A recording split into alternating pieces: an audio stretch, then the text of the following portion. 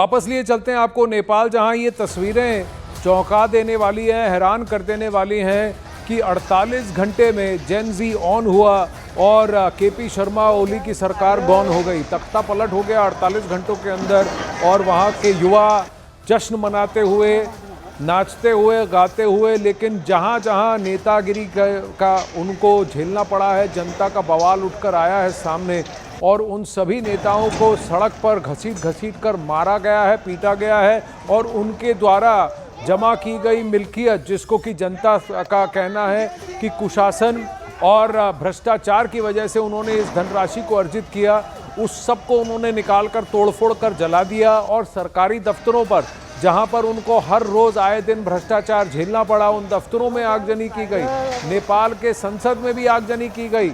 एक तरह से वहां पर अगर देखें तो आपातकाल है, अनार्की है। लेकिन क्या नेपाल के राष्ट्रपति इमरजेंसी की घोषणा करते हैं, आर्मी को कमान देते हैं? क्या मिलिट्री शांति का बहाल करने में कामयाब होती है, सक्षम होती है? और फिर नेपाल में अगला नेता कौन होगा, अगली राजनीति किस तरह की होगी? कई सारे प्रश्न हैं। हमारे साथ इस वक्त ताहिर जुड़ रहे हैं नेपालगंज से, उनसे भी ज़्यादा जानने की कोशिश करते हैं। जहां केपी शर्मा ओली की प्रतिमा को तोड़ दिया गया था थोड़ी देर पहले, वहां पर भी भगदड़ मची थी क्योंकि मिलिट्री पहुंची थी, आगजनी के भी वहां पर वारदात थे। ताहिर, फिलहाल ग्राउंड पर क्या सिचुएशन है? थोड़ी थोड़ी देर पर भीड़ उग्र होती है और अलग अलग इलाकों में जाकर वो जो है अपना गुस्सा नहीं बताएंगे यहाँ पर तो क्या हुआ नहीं, यहाँ पर क्या गुस्सा है लोगों का, करीब मैं जो आप बताइए क्या गुस्सा है लोगों का यहाँ पर, किस बात को लेकर? करप्शन ज्यादा हो रहा है और सब जॉबलेस घूम रहे हैं। तो पढ़ाई सरकार तो हट गई है। हट गई तो क्या हुआ, आप नया लेके आए। तो देखिए गुस्सा है लोगों में और नई सरकार की मांग कर रहे हैं।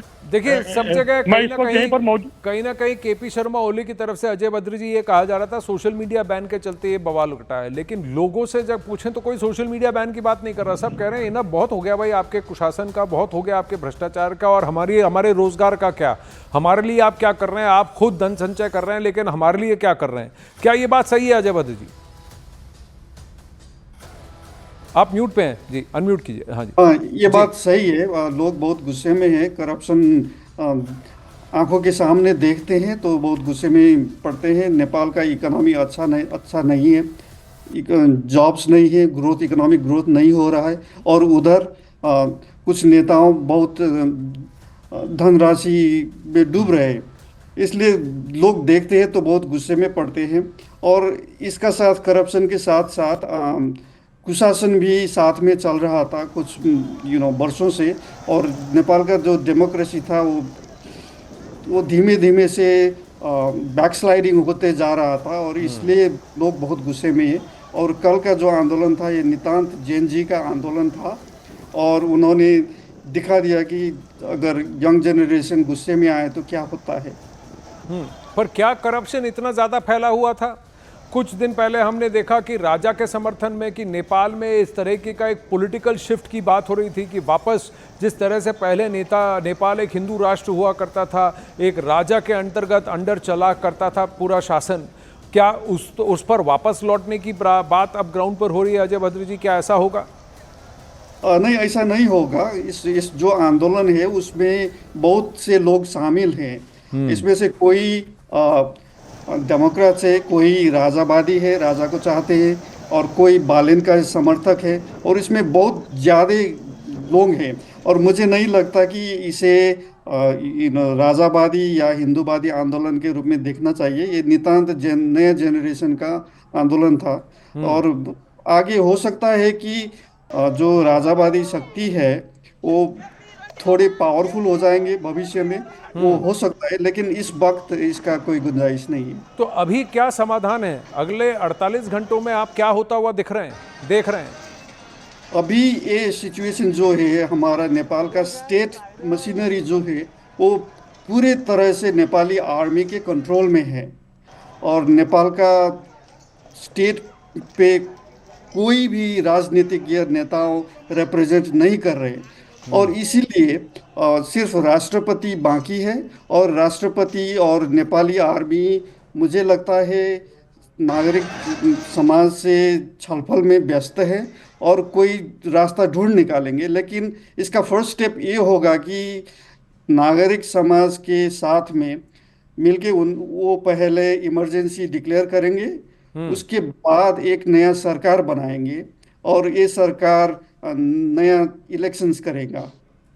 और ये हो सकता है कि इसका आंदोलनकारियों का डिमांड ये है कि जो संसद है उसका डिसोल्यूशन होना चाहिए और उसके बाद ही डायलॉग हो सकता है। ये क्या वजह है कि प्रचंड हो, शेर बहादुर देवबा हो, आरजू देवबा हो, उनको इतनी मार पड़ी है, उनको उनके घरों के अंदर आगजनी हुई है, केपी शर्मा ओली के भी प्राइवेट घर को जला दिया गया है, इतना गुस्सा इन नेताओं के खिलाफ क्यों है?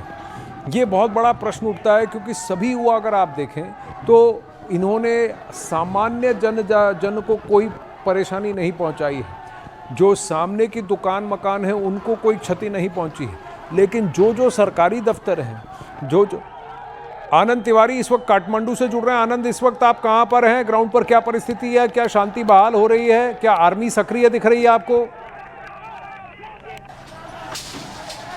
देखिए आनंद, बिल्कुल मेरे सामने आप देख सकते हैं ये एयरपोर्ट का रूट है और यहाँ पर आप देख सकते हैं तमाम प्रदर्शनकारी इकट्ठा है। मेरे कैमरामैन युगल आपको जूम करके तस्वीरें दिखाएंगे कि किस तरह से जो प्रदर्शनकारी हैं, जो युवा हैं, वो सड़कों पे हैं।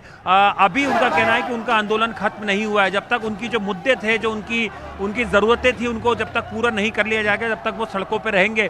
और जाहिर सी बात है कि सरकार अगर उनकी पहले सुन लेती तो शायद आज नेपाल जल नहीं रहा होता। जिस तरह से अभी हमने देखा, किस तरह से संसद भवन की तस्वीरें हमने आपको दिखाई, वहाँ पे एक बैंक था उसकी तस्वीर दिखाई हमने, इसके अलावा जो होटल थी उसकी तस्वीर दिखाई। और देखिए यहाँ की तस्वीरें, हमने यहाँ पे बहुत सारे युवाओं से बात की है। उनका कहना है कि सोशल मीडिया पे जो बैन लगा था वो तो केवल एक छोटा सा मुद्दा है, लेकिन जो अहम मुद्दा था वो करप्शन का था, युवाओं के बारे में जो रोजगार का मुद्दा था उसके बारे में जो सरकार है उसने नहीं सोचा। और यही वजह थी कि जो लोग हैं वो सड़कों पे आए। और देख सकते हैं लोगों की जो मांग है अभी भी इसलिए है कि वो उनकी बातें आनंद, जो मैं है वापस आता हूं आपके पास।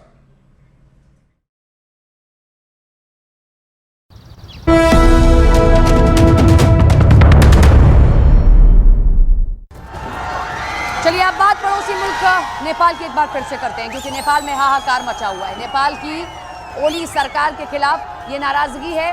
ओली सरकार झुक तो गई है, लेकिन अपने एक फैसले पर, इसी के चलते वहां अब सड़कों पर आक्रोश युवाओं का देखने को मिल रहा है। और इस बार मशाल सीधे सीधे वहां के युवाओं ने उठा ली है और इसीलिए आज ओली सरकार की जड़ें हिल गई हैं। अब समर्थन नहीं बचा है।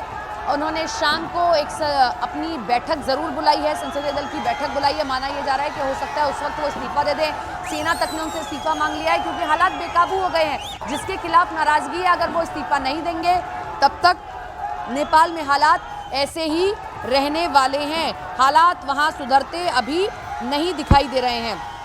तो नेपाल की हालत क्या है वो हम आपको दिखा रहे हैं। नेपाल में स्थितियाँ कितनी खराब हो चुकी हैं। न वहाँ पर आर्थिक सुधार हो पा रहा था, करप्शन एक बड़ा मुद्दा बन गया था, नौकरियाँ लोगों को नहीं मिल रही थी। इसीलिए ओली सरकार अस्थिर हुई है और लोगों का जो विश्वास है वो ओली सरकार से उठ गया है। एक एक करके तस्वीरें हम आपको दिखा रहे हैं। ये तस्वीरें आप जो अलग अलग मंत्री हैं सरकार के, उनके घरों को जलता हुआ आप देख रहे हैं। ये नेपाल की अब हालत हो गई है। ये राष्ट्रपति का निजी आवास है। देखिए ज़रा, लोगों ने पेट्रोल बम अब घर के अंदर फेंक दिए हैं। तो अब तक जिनके पास सत्ता थी, उनसे जो उम्मीद थी वो उम्मीदें पूरी नहीं की गई। नेपाल जिस तेज़ी से बढ़ना था उस गति से आगे नहीं बढ़ा। आर्थिक सुधार नहीं हुआ, बच्चों को नौकरियां नहीं मिली, पढ़ने के बावजूद भी करप्शन अपने हाई लेवल पर था। इसीलिए ओली सरकार की आज हालत ये हो गई है कि लोग अब उनके मंत्रियों के घर तक पहुंच गए हैं। ओली सरकार से मांग कर रहे हैं कि जल्द से जल्द इस्तीफा दे दिया जाए। पहले ओली सरकार के लिए इतनी मुश्किलात नहीं थे, लेकिन अब मुश्किलात बढ़ गए हैं और अभी तक भी केपी ओली का है ये सामने नहीं आया। हैरानी की बात यही है, उनका देश जल रहा है, उनके शहर के भीतर ये सब कुछ हो रहा है, लेकिन केपी ओली आराम से मस्त है। कहाँ है नहीं पता। अब ये तस्वीर देखिए, यही होता है जब प्रदर्शन अपने उग्र लेवल पर पहुंच जाता है, जब सत्ता से जो उम्मीद होती है वो नहीं होता, तो अब लोग अपने हाथ में कानून व्यवस्था ले लेते हैं। लोगों के हाथ में आई इस बंदूक को देखकर ये समझ पाना बहुत आसान है कि काठमांडू की सड़कें अब सुरक्षित भी नहीं है। काठमांडू में हिंसा का दौर थमने का नाम नहीं ले रहा है। प्रदर्शनकारियों ने पुलिस स्टेशन में घुसकर पुलिस के हथियार लूट लिए हैं। याद करिए श्रीलंका की तस्वीर, बिल्कुल हूबहू ऐसी ही तस्वीर श्रीलंका की थी 2022 में, जब वहां की सरकार के खिलाफ जो आर्थिक संकट पैदा हुआ, जो वहां पर महंगाई बढ़ी, वहां पर भी लोगों ने बिल्कुल हूबहू, हमें याद है, यही प्रदर्शन किया था। घरों के भीतर घुस गए थे वो नेताओं के, वो राष्ट्रपति के घर के भीतर घुसे थे। नौबत आ गई कि उसी दिन भागना पड़ा था, ढूंढा जा रहा था कहाँ हैं वहां के राष्ट्रपति। अब यहाँ की भी हालत ऐसी ही है। प्रधानमंत्री साहब कहाँ हैं वो नहीं किसी को अभी पता है। खबर एक जरूर आई है कि वो देश छोड़कर भागने वाले हैं, लेकिन हालत देखिए आप नेपाल की, काठमांडू की, ये हो गई है। लोगों ने बगावत कर दी है सरकार से और वो किसी भी कीमत पर बस ओली सरकार को नहीं देखना चाहते हैं। श्रीलंका की भी हालत यही हुई थी, सूडान की हालत यही हुई थी, ऐसी ही हालत थाईलैंड की। जब जब युवा आगे बढ़ा है, आगे खड़ा हुआ है, तब तब सरकारों को झुकना पड़ा है, सत्ता को झुकना पड़ा है लोगों के आगे और खास तौर पर युवाओं के आगे।